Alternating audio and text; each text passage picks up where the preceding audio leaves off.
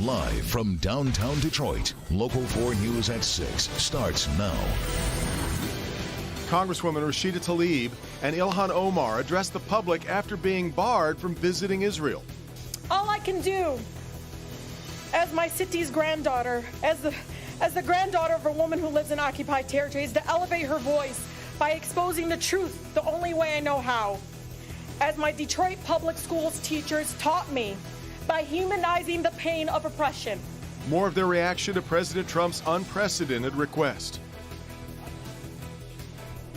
It's a popular spot for teenagers in Oakland County, but soon anyone riding a bicycle or scooter inside this park could be ticketed. That's a joke. A misdemeanor for biking. All right, those stories coming up. First, we want to get to some breaking news just into Local 4 from Detroit's west side, where police say a child is dead after a dog mauling. Let's get to Jermont Terry, who is live on the scene near Smart Street and Central Avenue. Jermont. Devin and Kimberly, this is just a horrific story that we have to pass along in the 6 o'clock hour. According to Detroit police, a 9-year-old little girl was playing in the alley here right behind these homes. She lives nearby. Somehow, 3 pit bulls got out of a neighbor's yard, and in the back of that alley, those dogs mauled this child to the point where she died here on scene. The dogs somehow managed to get out of the neighbor's house and the backyard. A neighbor's friend, the owner of those dogs, they shot one of the animals trying to get those dogs and animals off of this 9-year-old. But the unfortunate scene out here, a 9-year-old little girl mauled after 3 pit bulls, 3 dogs viciously attacked her, killing her right behind her home. We're going to gather more information, have details on clickondetroit.com, and also have an update beginning at 11 o'clock. For now, reporting live in Southwest, I'm Jermont Terry, Local 4. Just horrendous news there. All right, Jermont, and again, an update as soon as it's available to us. Other news at this hour, police in Troy warning residents about a home invader who managed to get in to touch a woman while she was asleep. About 2 this morning, a man broke into a home on Amberwood Drive near South Boulevard and Rochester Road, touching a woman's leg while she was in bed. Local 4's Rod Maloney is live in the neighborhood tonight. Rod, you just spoke to that woman's sister, who was also inside when this happened. That's right. Her name is Tina. She is shaken, as you can well imagine. It surprised the daylights out of her, and it's a situation where she and her family are still trying to figure out exactly what this guy was up to. And in fact, he didn't take anything, not that that really matters now. Tina says she's so upset that she can't even understand how her sister, who was the one that was touched, even went to work today.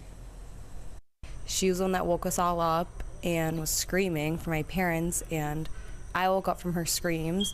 I didn't believe her initially. It seemed impossible to her, but more and more we're hearing about neighborhoods of large brick front homes with manicured lawns and traditionally crime-free areas getting hit by those with bad intent. Early this morning, the man on the 700 block of Amberwood walked around inside the house undetected for about 10 minutes and then left. But Tina and her family didn't know that for sure. So we all went downstairs, we all grabbed butcher knives because we didn't know what we'd expect. We didn't know if he was still in the house or not, because she woke up immediately.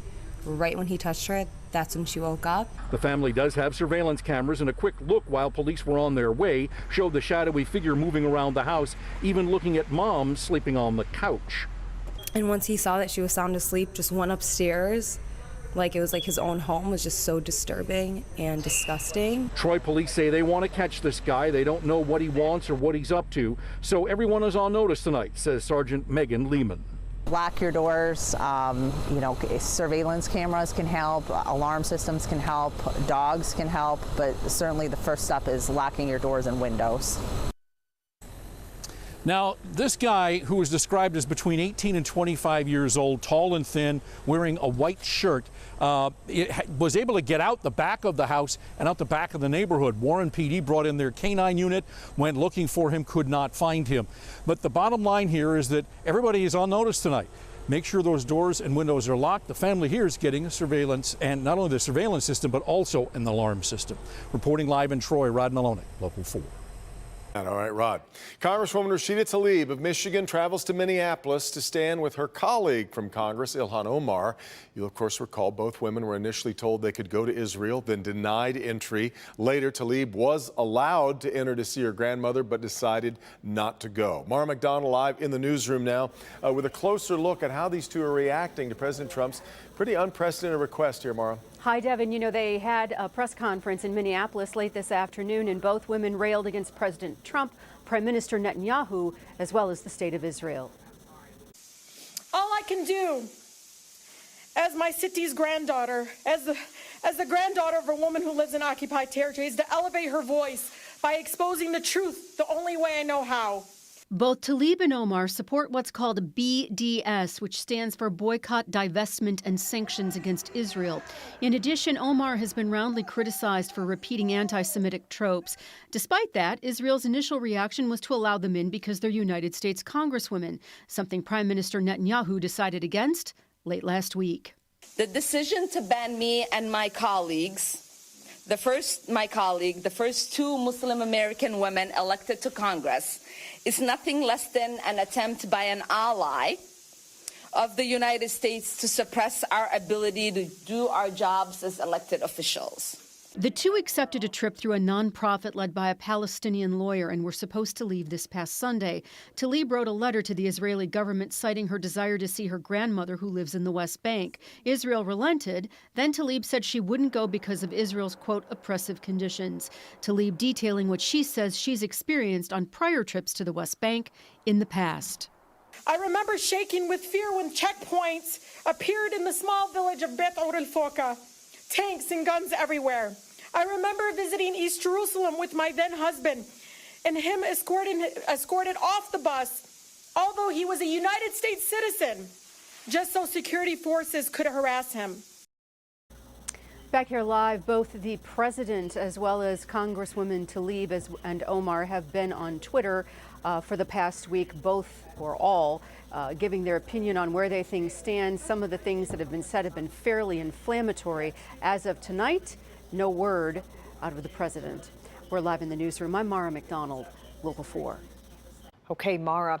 Police agencies are digging in Macomb Township, searching to solve several cold cases they say may be connected to convicted killer Arthur Ream. The search is near the Clinton River south of 23 Mile. That's near where investigators found the body of Cindy Zarzicki in 2008. Police believe several more homicide victims, all young girls whose cases haven't been solved, may be buried there. Last year, investigators searched for clues on the other side of the Clinton River. It is official. For the first time in 25 years, Oakland County has a new county executive. Former Ferndale Mayor Dave Coulter was sworn in today during a small ceremony, a seat that was, of course, held since 1993 by the political powerhouse L. Brooks Patterson. The Republican lawmaker died earlier this month from pancreatic cancer. Priya Mann was at today's ceremony as a Democrat takes over a bitterly divided board. Priya? It was truly an historic day in Oakland County. After 50 years of Republican rule from the executive office, Dave Coulter, a Democrat, was sworn in as the next county executive. Well, here we go. Raise your right hand. While his family wasn't there, in front of a small crowd of supporters, Chief Judge Shalina Kumar administered the oath of office in her courtroom. The duties of Oakland County Executive. The duties of Oakland County Executive. To the best of my ability. To the best of my ability. Congratulations. The former mayor of Ferndale now tasked with leading one of the wealthiest counties in the country. Assembling the team is job one. And then secondly is the budget, because Oakland County has to adopt a budget by the end of September. Coulter's appointment last Friday was bitterly contested by Republicans. The vote fell along party lines. It took 25 years to build a AAA bond rating and a great reputation from Oakland County. Only a week and a half of the Democrats to tear it down. Republicans were behind L. Brooks Patterson's deputy county executive, Gerald Poizon, who is now stepping down. He made that very clear to me that he is no longer an employee, but I told him that I would welcome his help and assistance. Coulter has 10 days to pick a deputy to replace Poizon and says he will meet with members from both sides. I didn't get appointed to fix things, but to keep the transition from Brooks. Hours before being sworn in Monday, Coulter formally submitted his resignation to Ferndale City Council. I wish to announce my resignation from the position of mayor of the city of Ferndale. Coulter's term as county executive will last for the next 16 months. even the hard Dems and the hard Republicans, at the end of the day, want us to get stuff done for them. And there's a lot of things to do. And he mentioned issues like infrastructure, water quality, and transportation. Now, it is worth noting Coulter's running for the state legislature. He said that campaign is on the back burner. Right now, his focus is on Oakland County. Reporting live, I'm Priya Mann, Local 4. All right, Priya. BMX bikers and skateboarders are brothers in arms, but they don't mix very well in a skate park. And a battle is underway in Farmington Hills to keep these two groups apart. And as our Jason Colthorpe is here to explain, this could come now with a new severe penalty.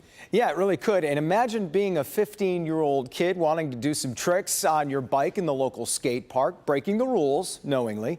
But instead of just being asked to leave or getting some sort of ticket, now that would be a misdemeanor offense. For 10 years, skateboarders have been shredding at Riley's Skate Park in Farmington Hills. And on hot summer days like this, it's packed. The problem at Riley Park is not everyone is following the rules. In fact, complaints have gotten so bad, City Council is now considering making it a misdemeanor offense if you get caught riding a bike or a scooter in here. A misdemeanor is crazy. Rob Wolkers was the driving force behind building the skate park. He loves BMXers, but admits the bikes can do damage to the park that was intended to be skating only. Well, the pedals and the cranks, and the pegs, they damage the concrete. Whoa!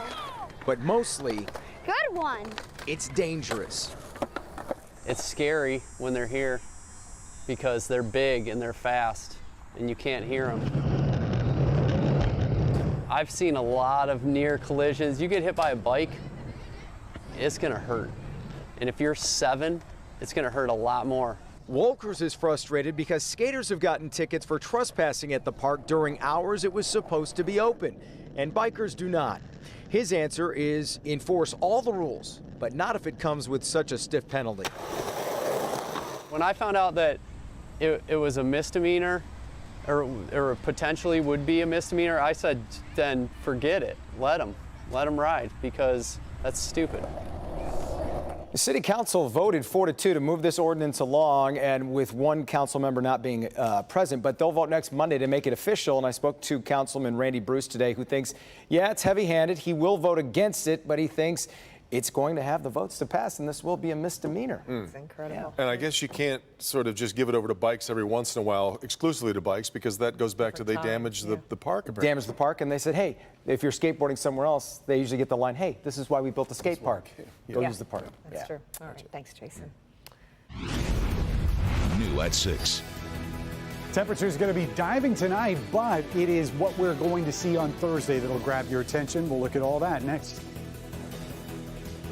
And I'm Dr. Frank McGeorge. Tonight, a warning from the health department about a brain infection that could be caused by a mosquito bite. Best way to protect your family? That's next. The story begins in 1919 with 2 guys out in California. But the trail leads to Michigan. It's a story of firsts, 2 great Michigan cities and 1 great invention. It's about a business that was much more than a business. When we do see each other, we laugh, we say, wasn't that just the best job? And it was. It's part of growing up. And that invention that changed everything was born here in Michigan. They can believe what they want, and that's okay, you know. But you know who invented it. I know who invented it, yeah. So we'll just leave it there. Tonight at 11.